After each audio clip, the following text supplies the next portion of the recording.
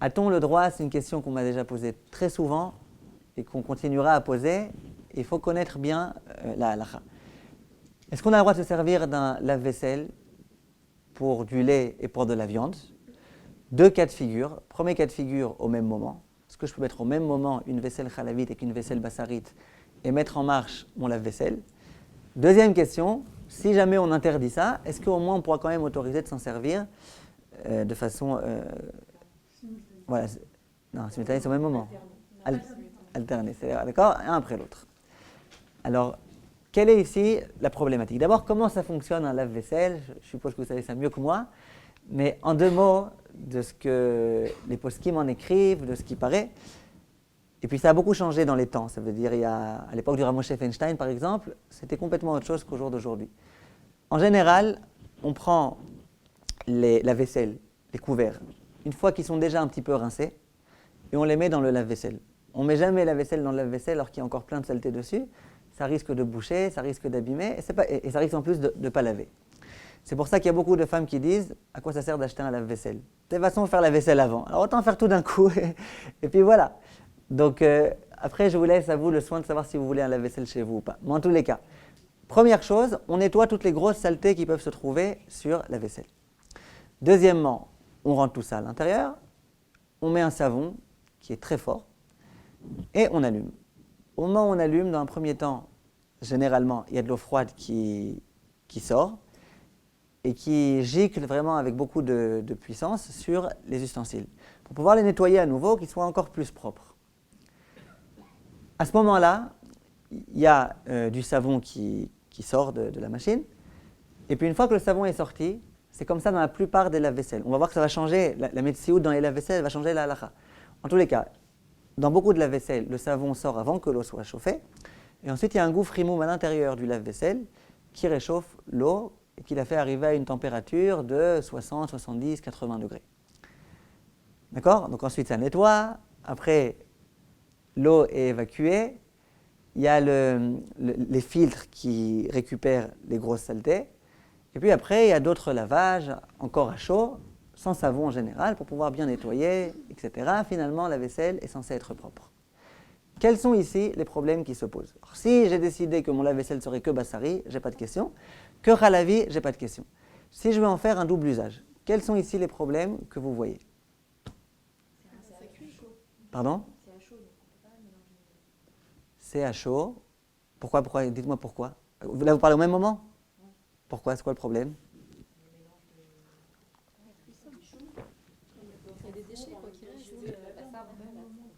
Bichoul basar bechalav. Donc très bien. Le premier problème qui peut se poser, c'est un bichoul de basar bechalav. Le premier cours, tout premier, on avait vu qu'on n'a pas le droit d'être mevachel basar avec chalav au même moment, même si ce n'est pas pour consommer. Le simple fait d'être mevachel, c'est assourd. D'où même la question des décisionnaires, si jamais dans un laboratoire on veut faire des expériences en cuisant du lait et de la viande, est-ce qu'on a le droit? Et bien sûr, beaucoup de poskim m'interdisent. Bichoul, c'est un sourd minatora. Donc ça c'est le premier problème qui peut se poser. Si jamais il y a des déchets de viande et des déchets de lait qui restent ensemble, il y aura un problème de bichoul qui interdit, je répète, minatora. D'accord, l'eau est très chaude, c'est pas ma mâche en plus, c'est klirichon. Beaucoup de poskim disent c'est klirichon. Pourquoi c'est klirichon? Parce que le gouffre rimoum souvent il se trouve dans l'appareil. Donc c'est klirichon, comme ça beaucoup de poskim. C'est pas du tout une manière habituelle de cuire. Ah voilà, ça on va... Pour l'instant on cherche les problèmes. Vous cherchez déjà les solutions, c'est bien. Donc premier problème, on l'a compris. Quel est le deuxième problème qui peut se poser? Si je cuis au même moment, imaginez je cuis au même moment, je mets des assiettes de lait et des assiettes de viande. Quel peut être le problème? Ah, carrément. Carrément. Quel peut être le problème? À part bichoul, on a parlé, quel peut être l'autre problème? C'est quoi?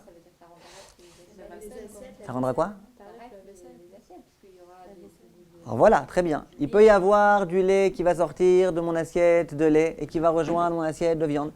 Et donc, c'est un grand problème. Oui, ça va me rendre mes choses interdites. Et pourquoi on ne dira pas nat barnat? Parce que là c'est de la mamachoute qu'il y a sur l'assiette. Mon assiette de lait, il y a dessus de la mamachoute. C'est pas qu'il n'y a qu'un goût qui est rentré à l'intérieur. Il y a de la mamachoute de lait, je n'ai pas encore tout nettoyé complètement. La mamachoute de lait, elle va sortir du lait, elle va rejoindre l'assiette de viande. Tout est à chaud, tout est bouillant. C'est même pas un nat barnat parce qu'on parle là vraiment de mamachoute. Donc il y a ici un grand problème. Mais c'est là, vous comprenez ici les problèmes qui peuvent se poser. Donc les problèmes, on les a bien présentés. Quelles sont les solutions? Alors tout d'abord, il faut connaître un principe important. Ce principe-là, on en a déjà parlé, mais il faut qu'on le répète bien. Et c'est vraiment maintenant le moment de le dire, ce principe-là. Je vais vous raconter une histoire. Un jour, il y a un Talmid Chacham qui m'a téléphoné et il m'a dit, Baruch Hashem, il a beaucoup d'enfants. Et il m'a dit, écoute, j'ai une question à te poser. Je lui ai dit oui. Il m'a dit, écoute, j'ai oublié je ne sais plus combien, une dizaine d'enfants. Il m'a dit, j'ai acheté 10 manot ramot pour mes enfants, une pour moi, une pour ma femme. D'accord? Un vrai, vraiment, qui n'a pas beaucoup d'argent. Donc c'était déjà une grosse dépense pour lui d'acheter 12 manot ramot. Vous savez c'est quoi les manot ramot? Vous connaissez les soupes instantanées là? Donc 12 manot ramot. Il me dit, j'ai rempli mon kumkum, il était déjà rempli, j'ai réchauffé l'eau, l'eau était complètement bouillante, et je me suis servi, j'ai servi à mes enfants, j'ai servi vraiment toutes les manot ramot. Il dit ensuite, après coup, je me suis rappelé qu'on avait vraiment on était infesté par des fourmis. Et je savais, je me suis rappelé, j'ai vu que sur le shaïch, il y avait plein de fourmis. J'ai ouvert le kumkum, et j'ai vu qu'effectivement, dans le fond d'eau qui restait, il y avait quelques fourmis. Maintenant, question, à part O ou pas O, est-ce que d'après la halacha, en laissant tomber les problèmes hygiéniques, est-ce qu'on a le droit de consommer les manot ramot ou pas? Oui, vous nous aviez dit Ok. au Moyen-Âge, ils buvaient en mettant un truc par-dessus. D'accord. Alors, Et que si on ne consomme pas les tolaïm, on peut consommer l'eau où il y avait des tolaïm qui étaient dedans. alors très bien. Par là, je sais pas quoi. Alors très bien. Alors une seconde. Alors, donc C'est bon, c'est pas Déborah, elle autorise. Non, moi je n'autorise pas, mais. Hein? Enfin, non, normalement on n'a pas le droit. Maintenant ils sont. Attendez, pourquoi vous n'autorisez pas? Vous m'expliquez. Des insectes, des bêtes. Alors Sandra, elle dit, c'est possible que dedans, il y ait des fourmis, et les fourmis, on n'a pas le droit de les manger. Ça dépend Attendez, si c'est un pourquoi filtre sur le bec aussi. non, voilà, pourquoi on ne dirait pas bitul béchichim? Parce que voilà, les insectes, comme ils sont entiers, il n'y a pas de bitul béchichim. Bria shlema, ça s'appelle. Une bria, une entité qui n'a pas été changée, c'est pas que c'est une fourmi dans laquelle il manque une patte, c'est une fourmi entière, et donc elle n'est pas betela béchichim. Alors est-ce qu'on a le droit de consommer ou pas? Alors je vais vous dire, le premier réflexe que j'ai eu, et je vois que Déborah aussi elle a eu ce réflexe, c'est de lui poser la question, c'est un déclic que j'ai eu Mina Shamaim, parce que sinon j'aurais pas pu être posé de cette façon-là. Je lui dis, dis-moi, mais dans ton filtre, dans ton kumkum, j'imagine qu'il y a un filtre. Dans tous les kumkum, il y a un petit filtre. Sauf que dans les cas où les filtres sont déjà troués. Mais en tous les cas, en général, il y a un filtre. Je lui dis, vérifie est-ce que ton filtre est bien, est-ce qu'il n'y a pas de trou. Si jamais le filtre est bien, c'est certain qu'il n'y a aucune fourmi dans tes manot ramot. Donc déjà, concernant la fourmi elle-même, tu peux être sûr que dans tes manot ramot, il n'y a pas de... Il me dit, ah ouais, j'avais pas pensé. Il vérifie, il voit qu'effectivement il y a un filtre, il dit, t'as raison, j'avais pas pensé, c'est sûr que c'est permis. Maintenant, quel va être l'autre problème qui va se poser? C'est qu'elles ont infusé à l'intérieur. Donc il y a le goût de la fourmi qui est rentré dans l'eau. Alors Alors c'est plein d'insectes entiers. hein? Non, mais peu importe, le goût il est interdit. C'est une macération de trucs interdits, quoi. Hein? Alors on lui autorise ou pas? Il n'y a pas de goût. Pardon? Oh, alors effet. Alors Noah elle dit, là c'est batel béchichim, ça veut dire, on espère, qu'il y avait moins de fourmis que 60 fois plus de quantité d'eau. Et donc, c'est batel béchichim, il y a 60 fois plus d'eau que de fourmis. Non, justement. Batel béchichim, non, bria c'est l'entité elle-même. Ça veut dire, quand j'ai une fourmi elle-même, quand la fourmi elle se trouve ici, même si j'ai 60 fois plus de couscous et de machin, la fourmi elle restera interdite, elle ne sera pas batel. D'accord? Maintenant, si jamais... C'est pour ça que les légumes, Voilà. je dois les vérifier. Mais maintenant, si jamais j'ai plus de fourmis entières, j'ai que le goût de la fourmi, alors là, dit Noah, il y a 60 fois plus. Ouais, j'espère que vous avez déjà mangé. Hein. Maintenant, quelle est l'autre raison pour laquelle on pourrait autoriser? C'est pour ça que je vous parle maintenant de ça, pas tellement pour les autres problèmes. Qui est-ce qui voit une autre raison de pouvoir autoriser? Même plutôt. Pourquoi on pourrait aussi autoriser? D'accord, 60 fois plus. Imaginez qu'il n'y ait pas 60 fois plus. Il y avait un petit fond, il y avait un petit peu d'eau et il y avait une fourmi. Il n'y a pas 60 fois plus d'eau que de fourmis. Pourquoi on pourrait malgré tout autoriser? C'est pas sûr. Hein? Non, je suis certain. Il n'y a pas de machin qui c'est pas le sens de... Non, il y a un principe là qui vous échappe alors. Parce qu'ils n'ont pas les moyens. Que quoi? Ça les perd. Ils n'ont pas les moyens. Malade, c'est sa source à la source. Source de Horaïta, ma. Si jamais le goût à source, c'est une source de Horaïta de le manger. De Horaïta, on va pas s'amuser. Des Bediavat, c'est dans les cas où c'est un chachash, rachok, mais dans sur de Horaïta. Si j'ai pris du jambon, que je l'ai mis dans une soupe bouillante, klirichon, et qu'il n'y avait pas 60 fois plus de soupe que de jambon, et que j'ai retiré ensuite mon jambon, il sort des Horaïta de manger cet aliment. Donc, perdre, pas perdre, Mamanasé, on va autoriser l'histoire de Horaïta. Sûr que la fourmi y est. Je suis sûr qu'il y avait dedans une fourmi et je suis sûr qu'il n'y avait pas 60 fois plus. Est-ce qu'on peut autoriser ou pas? Réponse, on peut autoriser. Pourquoi? Le goût, il est complètement dissous.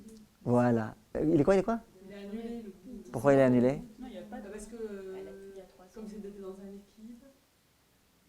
Ouais, le jambon dans ma soupe, pourquoi il n'est pas dénaturé? Ce qui dénature un goût, en principe, c'est quand il y a 60 fois Il n'y plus. a pas de mamachou. C'est pas Il y a pas de intéressant. dommage. Il n'y a pas de fourmis, il n'y a pas dans. D'accord, mais le goût, quoi. À nouveau, il y a la mamachoute. Et il y a en dehors de la mamachoute une quantité, un goût. Quand il y a une cuisson, il y a un goût qui se propage. Si jamais il y a 60 fois plus de éther que de iso, le goût, il s'évade, il est plus ressenti. D'accord? Mais si jamais il n'y a pas 60 fois plus, le goût existe. Bon, alors Bekitsour, il y a un principe qu'il faut connaître, vous le connaissez toutes aussi. La challah qu'on met dans le four, la farine, enfin, si on met un poulet et on met une challah, on peut manger la challah avec le fromage. Non, mais là, c'est autre chose. Là, j'ai vraiment du. Un mélange de goût. Voilà, on peut manger le- Non. Dans le four, on avait dit que c'était pas vraiment du goût. C'était recha, c'était zia, c'était pas vraiment du goût. Et puis, c'était pas au même moment. Là, au même moment, il y a de l'eau avec du taref mamage, du iso. Alors, je vais vous dire, il y a un principe, hein. C'est pas un très goût, là, je sais pas. Oh. Il y a un principe que vous connaissez toutes qui s'appelle noten ta'am lifgam. Ça veut dire, quand est-ce que je considère que le goût va pouvoir interdire? Quand c'est un bon goût. Quand, par exemple, j'ai du jambon dans mon pot-au-feu, ça va donner un bon goût. Ça, c'est assourd. Par contre, les fourmis, la plupart des poskim me disent que, vous n'avez pas besoin de eux pour le dire, que ça n'a pas un bon goût. Ça améliore pas le goût. La grenadine, c'est fait à base de avec ça. Ouais, alors je sais pas. Alors, les mémètres, c'est qu'il y a des poskim qui disent que c'est pas sûr que ça donne pas un bon goût. Moi, en tous les cas, pas mal de poskim disent, Bedi Ava, dans tous les cas, c'est sûr quand ils sont mères sur ça, qu'ils ne donnent pas un bon goût. Donc ça. La majorité, c'est pas pour... Parce qu'il y en a qui peuvent ne pas aimer par exemple du jambon, alors ça peut être permis pour eux de... Non, un bon goût, c'est que. Ouais. C'est pas un goût machement aussi. Non, ça veut dire le goût des fourmis, ça n'a pas un bon goût. Comme ça, pas mal de postes qui me disent, à nouveau, je vous dis, c'est une marloquette. En tous les cas, regardez, venez, on oublie nos fourmis maintenant. Donc, les maasés, j'ai bien fait de lui autoriser. C'est ma note ramode. Vous êtes tous d'accord avec moi? Et alors, vous dites si ça donne tam milgam, alors c'est permis. Voilà, tentam nifgam, c'est permis. Et c'est justement pour ça que quand je prends une casserole qui a servi à un non-juif il y a 25 heures, il y a plus que 24 heures. Pourquoi maintenant, si je cuis quelque chose dedans, j'ai le droit de m'en servir? Si je prends une casserole bassarite qui m'appartient à moi, casserole bassarite, par erreur, je cuis dedans du lait. Il n'y a pas 60 fois plus du tout, et ça fait 25 heures que je m'en suis servi. Pourquoi le lait que j'ai cuit à l'intérieur, il sera permis? Pourtant, bassar bechalav. C'est un goût de nature. Réponse, voilà. Le goût qui est rentré dans les parois, maintenant quand il va ressortir en dénaturé. Et un goût dénaturé, ça c'est permis. Tant que ça ne faisait pas 24 heures, la viande va pouvoir donner un bon goût dans mon lait. Donc c'est assaut. Après 24 heures, on considère que le goût qui va sortir, il ne va plus être bon. Donc ça, c'est un principe super important. C'est le principe qui s'appelle noten ta'am lifgam. Mais c'est d'ailleurs. Alors si ceci est clair, on va pouvoir arriver ici à une halakha qui est très importante. Le Shulchan Aruch parle d'un cas, il parle du cas où j'ai envie de faire la vaisselle. Comment je fais ma vaisselle? Je prends une grande casserole.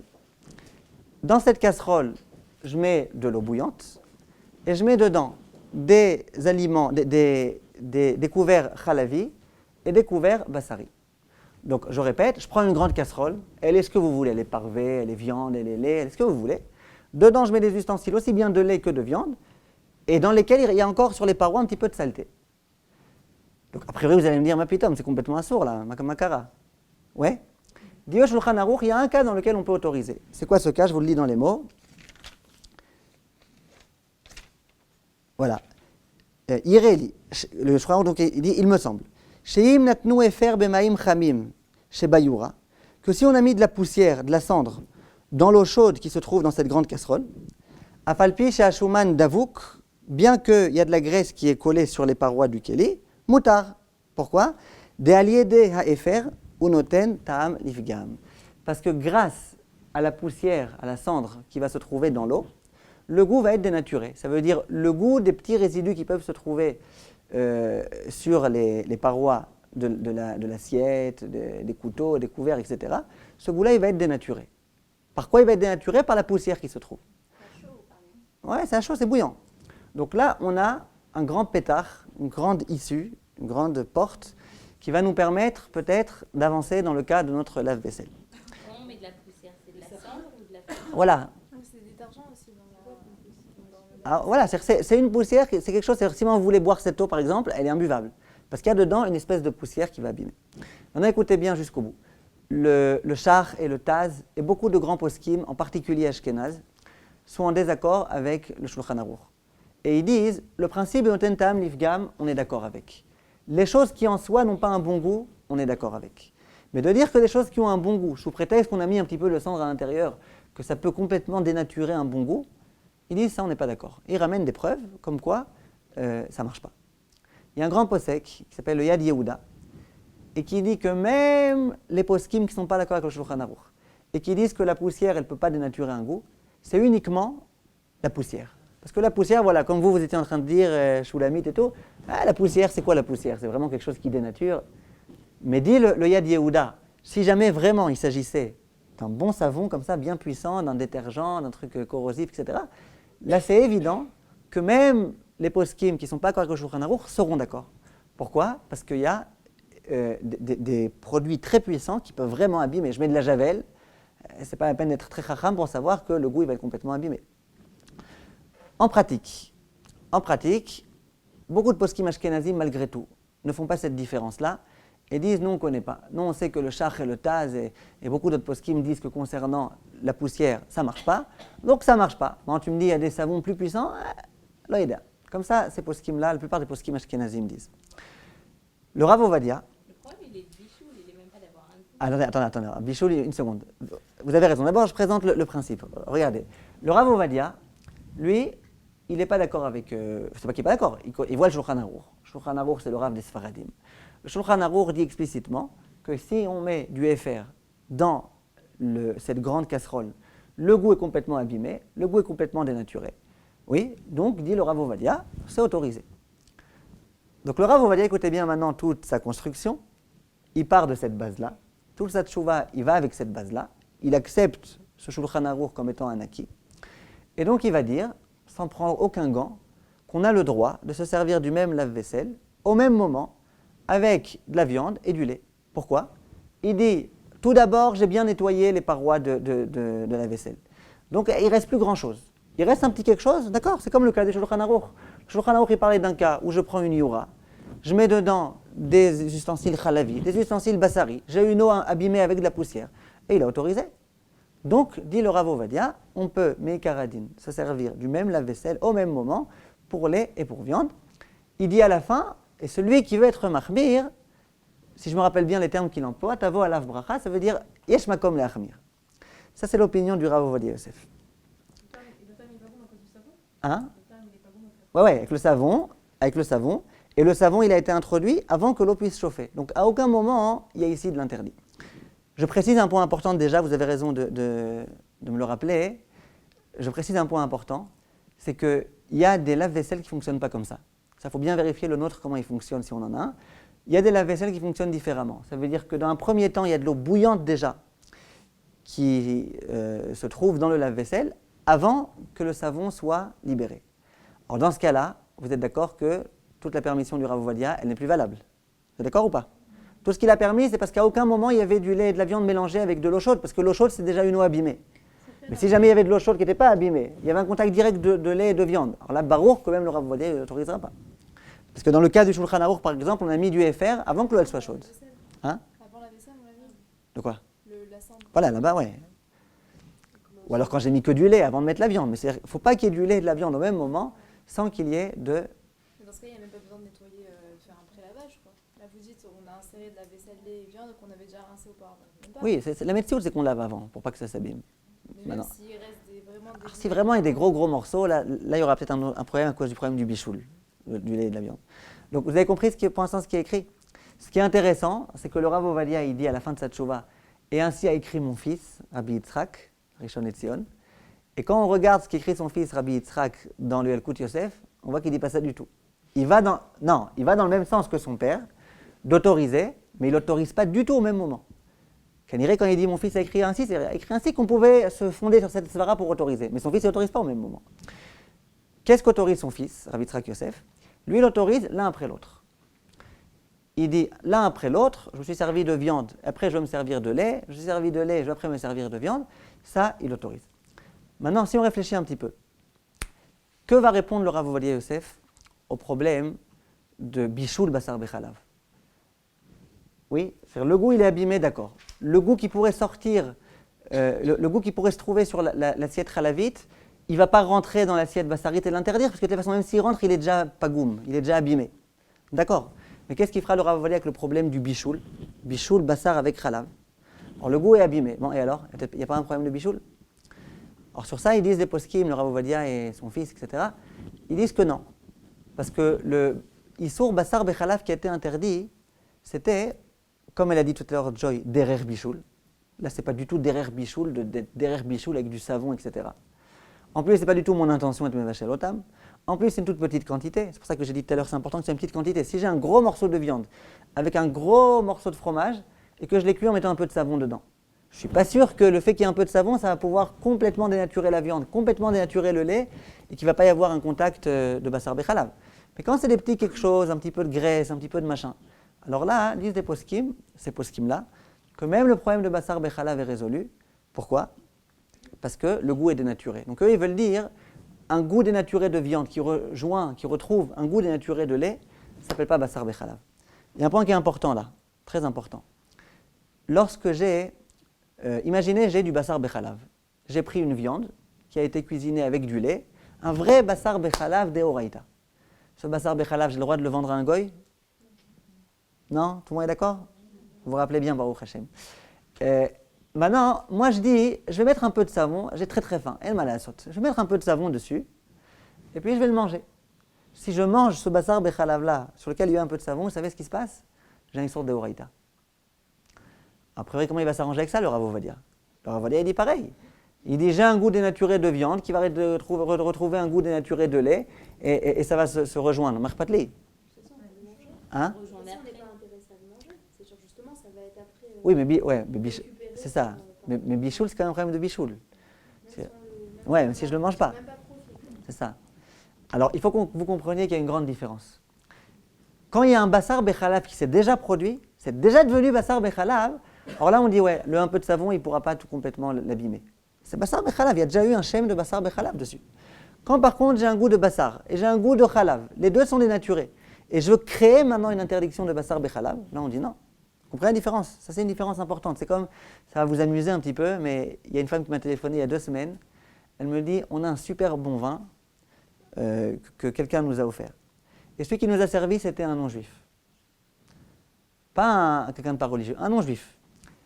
Alors, il y avait toutes les conditions pour que le vin soit devenu assour. D'accord? On ne rentre pas maintenant dans les ilchot et yain neser. Le vin est devenu assour. Elle me dit, est-ce que ça peut servir à quelque chose que je le cuise? Hein? Ça peut servir à quelque chose qu'elle le cuise? C'est trop tard. Alors, elle me dit, pourtant, on voit bien qu'un vin cuit, il n'y a pas de yain neser. Réponse, oui. Pourquoi? C'est pas le moment maintenant. Mais oui, un vin cuit, il n'y a pas de yain neser. S'il l'avait touché une fois qu'il avait déjà été cuit, bichla, l'interdiction n'aurait pas commencé. Mais quand il y a une interdiction de cuire, c'est de la magie, on cuit. Vous comprenez? Donc les maaseh, là c'est un petit peu la même chose. Quand j'ai déjà un Basar Bechalav qui a été créé avec une vraie viande, une bonne viande, avec un bon lait, maintenant j'ai envie de le dénaturer, là ça va être très compliqué à le dénaturer. Par contre, quand j'ai depuis le début un goût abîmé de viande qui va rejoindre un goût abîmé de lait, alors ça c'est déjà beaucoup plus simple. Ouais, non, à nouveau, si depuis le début il y a de l'eau chaude qui sort sans savon, là bien sûr qu'il est interdit. Au même moment. Je ne sais pas, ça il faut vérifier. Comment? Peut-être vous voyez la notice, je ne sais pas. Maintenant, je précise un point très important. C'était quoi la différence? Quoi? Pour envoyer à son fils? Parce que le fils, il dit, on peut que l'un après l'autre. Maintenant, je précise encore un point qui est important. Le point est le suivant. Le Rav Moshe Feinstein, ouais. C'est-à-dire les poskim ashkenazim, écoutez bien, il y a ici les ashkenazim, les ashkenaziyot. Les ashkenaziyot, elles font beaucoup plus attention à ça. Ça veut dire que la halacha, c'est que les poskim ashkenazim, ils sont très mahmirim dans le problème du lave-vaisselle. Pourquoi? Parce qu'il y a plein de problèmes qu'on a déjà mentionnés. Et la raison principale pour laquelle le Rav Ovadia veut autoriser, c'est qu'il y a du savon. Les poskim ashkenazim, comme on a dit tout à l'heure, ils ne sont pas très d'accord avec ça. Ils ne sont pas d'accord qu'un savon, ça a le pouvoir de complètement tout abîmer. Donc les maaseh, les poskim ashkenazim, ne sont pas du tout pour. Donc, un ashkénaze, qu'il ait un lave-vaisselle ou pour le lait ou pour la viande. Si vraiment c'est très difficile, c'est compliqué, etc., un ashkénaze qui veut être mistamer, dans un cas de grande nécessité, il assure qu'il se reposait malgré tout. Mais, à nouveau, il faut faire attention. Le Rav Moshe Feinstein, par exemple, qui a voulu autoriser, c'était à l'époque, avec toutes les raisons qu'il mentionnait, qui sont plus valables au jour d'aujourd'hui, lui disait qu'il faut avoir des grilles spéciales pour le lait, des grilles spéciales pour la viande. Parce qu'on ne sait jamais, il peut y avoir un peu de graisse qui est restée dans les grilles. Ouais, l'espèce de panier. Après, il dit à chaque fois, il faut bien nettoyer les résidus qui se trouvent sur le filtre pour pas qu'il y ait un problème de bichoule avec ces choses-là. Donc, Bekitsour, c'est pas évident. Les Sfaradim, ils ont l'air. C'est sûr qu'un Sfarad qui veut se montrer plus rigoureux et qui veut se servir, le réserver que pour le lait ou que pour la viande, c'est sûr que Yesh Makom Le'achmir. Maintenant, si jamais un Sfarad veut se reposer sur les poskim qui autorisent et faire une fois que du lait, une fois que de la viande, en vérifiant à chaque fois qu'il n'y ait pas de gros résidus qui se trouvent sur le filtre, c'est sûr qu'on a un grand makom d'être mekel. Bon, se servir au même moment des deux, il faut être courageux, quoi. Le Rav Ovadia l'a écrit, donc bien sûr qu'on a largement sur qui se reposer. La coutume, c'est que pas mal de gens ne font pas ça, ça veut dire pas au même moment. Maintenant, le Rav Yitzhak Yosef lui précise un point. Il dit tout ce qu'on dit qu'on peut se servir du même, et pas au même moment, du même lave-vaisselle, il dit c'est chez soi à la maison. Dans des grands mifalim dans lesquels vraiment ils font la vaisselle 100 fois par jour avec des grandes quantités, il dit là-bas, ils lavent pas bien les assiettes avant de les mettre dedans. Ça, il dit c'est la méthode, ils n'ont pas le temps de laver chaque vaisselle. Alors la femme qui est à la maison, qui a du temps, elle nettoie bien son assiette, elle la met. Elle nettoie bien l'autre assiette, elle la met. On sait qu'il n'y a pas de gros résidus.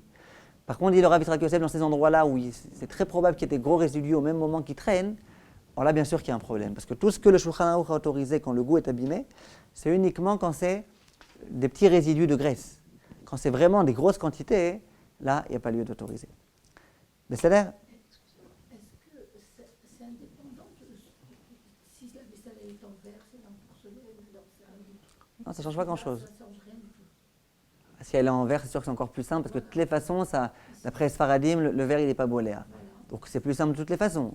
Mais même sans ça, ça veut dire. Si c'est de l'argile, de la porcelaine ou quoi, ça ne pose pas de problème. Voilà. Pourquoi ? Mais pourquoi ?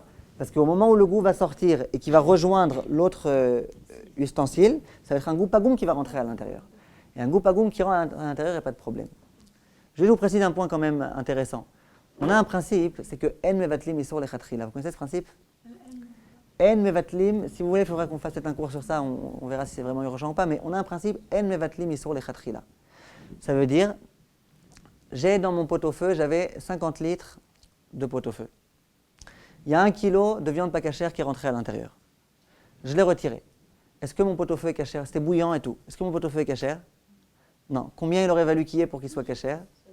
60. Donc combien il me manque ? 10 litres. Je me dis, il n'y a pas de problème, je vais allumer le robinet. Je vais rajouter maintenant 10 litres. Et puis finalement, le goût qui est rentré, ben c'est fini, il va être complètement mis de battel. Pourquoi ? Hein ? Il a déjà été à l'intérieur. Ouais, il a déjà été, mais d'autre part, maintenant je rajoute. Après, ça rentre dans une sougia. Le truc avec le savon, c'est la même chose. Ouais, mais là c'est un peu différent parce que finalement le goût il va être dilué. Si on considère qu'un goût d'un 60 litres, il est imperceptible. Donc là finalement, on ne le perçoit pas ce goût. Donc si on m'autorise de le faire, je peux être sûr que quand je vais mettre ces 10 litres, on ne sentira plus le goût. Question, est-ce qu'on m'autorisera à mettre ces 10 litres ou pas ? Qu'est-ce que vous dites ? Hein, Mme Grabli, on peut ou pas ? Pourquoi ? Voilà. Le principe, en mevatlim isur lechatchila. Si jamais j'ai eu par erreur 10 litres qui se sont mis, alors là c'est autre chose, là on a le droit. Mais si moi-même je décide de mettre 10 litres pour être mevatel un isur, pour annuler un isur, là on n'a pas le droit. Et c'est vrai dans plein de cas. D'où la question qui se pose, à nouveau, sur le Rav Ovadia, sur son fils, sur tous les poskim qui veulent autoriser. Là malgré tout, au moment où on va mettre le savon, on est mevatel un isur lechatchila. En mettant un goût pas bon, je suis mevatel. Ce principe il est vrai dans tout. Hein. Ça veut dire par exemple, il y a la grande question, par exemple, j'ai une salade par exemple, je sais qu'il y a dedans des tolaïm. Non, je vous ai déjà trop écœuré aujourd'hui avec ça. C'est le truc de phrase. Ouais, voilà. Bon, on reparlera de ça une autre fois, mes attachés. En tous les cas, les maaseh, on n'a pas le droit de mevatel isur lechatchila. De broyer par exemple des tolaïm pour qu'ils soient betelim beshishim, on n'a pas le droit. Les chatchila, on n'a pas le droit de le faire. Si mon intention c'est d'être mevatel isur. Donc là la question. Comment je peux... Non, pareil, j'ai un aliment j'ai un aliment par exemple qui est pas cachère, je mets dedans du savon pour que ce soit maintenant de toutes les façons pas bon et que tout ça on n'a pas le droit. Alors voilà, la question, comment le Shulchan Aruch peut autoriser de dire, je vais avoir du lait qui va rejoindre de la viande, mais moi je viens, je mets un savon, je mets une cendre pour être mévatel sur les khatkhila. On n'a pas le droit. Alors voilà. Très très bien. Là, la raison, c'est que ce n'est pas pour ça que je le fais. Ça veut dire, cette question, elle peut se poser concernant, par exemple, le Hersher Kelim. Comment on est marchir un Keli? J'ai un Keli qui est Chametz, je viens, je suis marchir auto.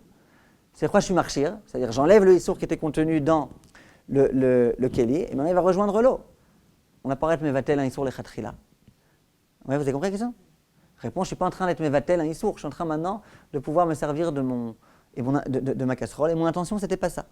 Donc là, disent les poskim, dans le même ordre d'idée, mon intention ici, ce n'est pas être Mevatel un Issour. Mon intention, c'est de faire la vaisselle. Quand je fais la vaisselle, il va y avoir un Issour qui va être mis le batel. Vous comprenez? Donc voilà, donc là, on a parlé de façon assez claire, j'espère, du lave-vaisselle. Est-ce que c'est pareil pour Pessah, le lave-vaisselle? Pessah, c'est encore un autre problème. Pessah, c'est un peu plus simple. Pessah, c'est plus simple que Taref, et c'est plus compliqué que Bassar Bechalav. Parce que Bassar Bechalav, quand c'est que Bassar, c'est autorisé. Quand c'est que Chalav, c'est autorisé. Ouais. Par contre, Pessah, le Chametz, c'est une grande marloquette rishonim. Est-ce qu'on considère que c'est Issoura Bala ou Éter Bala? Ça veut dire, est-ce que le Chametz, pendant Pessah, je considère que c'est un Éter parce qu'il y a quelques semaines, c'était du Éter, ou est-ce qu'on considère que non? Dans les Maaseh, même le lave-vaisselle pendant Pessah, il y a pas mal de poskim qui autorisent pour les mêmes raisons.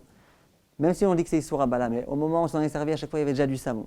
Puisqu'il y avait déjà du savon, donc, vous comprenez? Maintenant, les Maaseh, oui, j'ai oublié de vous dire un point important. Les Maaseh, ceux qui veulent être Mahmirim, par exemple, il y a un conseil qui est donné malgré tout dans les poskim, et je pense que même un Ashkenaz, si vraiment il fait ça, il a quand même sur qui se reposer. C'est entre deux, c'est de faire un lavage à vide. Ça veut dire on fait un lavage à vide dans lequel il n'y a ni lait ni viande. On le met à fond, avec plein de savon. Et ensuite, ça veut dire un Ashkenaz qui me pose la question, est-ce que je peux me servir du lave-vaisselle une fois pour le lait, une fois pour la viande? Si j'attends 24 heures entre le lait et la viande, et que de surcroît je fais un lavage à vide, la vérité c'est qu'il y a là vraiment il y a déjà sur qui se reposer. Je ne dirais pas que tous les Ashkenazim le font, mais je dis que là il y a vraiment sur qui se reposer, on a tout fait quoi. On a cachérisé le truc, je sais qu'il y en a qui vont être marmirim aussi dans ça, et moi je comprends ceux qui autorisent. À nouveau, on enlève aussi le filtre pour pas qu'il y ait de problème, les saletés qui sont sur le filtre pour pas qu'il y ait un bichoul direct de Bassar Bechalav, et là il y a largement sur qui se reposer. Pour le taref, je vais vous dire la vérité, j'ai regardé dans le livre du Rav Luria, lui il écrit que dans le taref on ne peut pas autoriser. La vérité je ne comprends pas. Ça veut dire les mêmes raisons que le Rav Ovadia avance pour autoriser Bassar Bechalav, à savoir que quand il y a quelque chose qui abîme, c'est un goût abîmé, c'est vrai aussi pour taref. À nouveau, si on est sûr que c'est un lave-vaisselle dans lequel à chaque fois le produit se met, a priori, il n'y a aucune raison d'interdire. De quoi? Pour cachériser. Oui, je sais. Je vais vous dire, moi j'ai connu un rave qui, lui, disait qu'un four, par exemple, un four qui a appartenu à un non-juif, dans lequel il y avait vraiment du taref, on ne peut pas le cachériser entre lait et viande.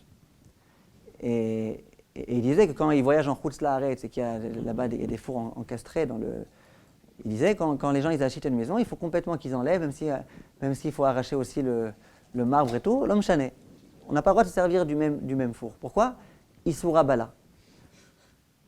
Les Maaseh, les poskim ne disent pas ça. Les poskim les autorisent. Alors, il faut bien nettoyer, d'accord. Il faut attendre 24 heures, d'accord.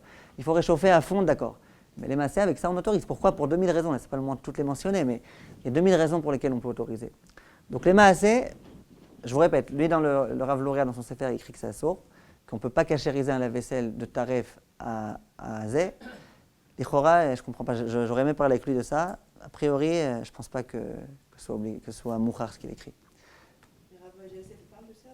Zé, il ne parle pas tellement de ça. Mais la raison qu'il mentionne, je vous répète, la raison qu'il mentionne, elle est valable aussi pour taref.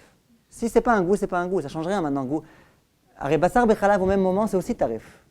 Et pourtant, il autorise, parce que, comprenez, donc voilà. Donc les Maaseh, je veux bien discuter avec lui pour qu'on essaye d'accéder au Emet. Dans tous les cas, l'Ichora, ce qui me semble, c'est que c'est autorisé même dans Taref, si on est sûr que depuis le début, il y a du savon qui est mis. C'est-à-dire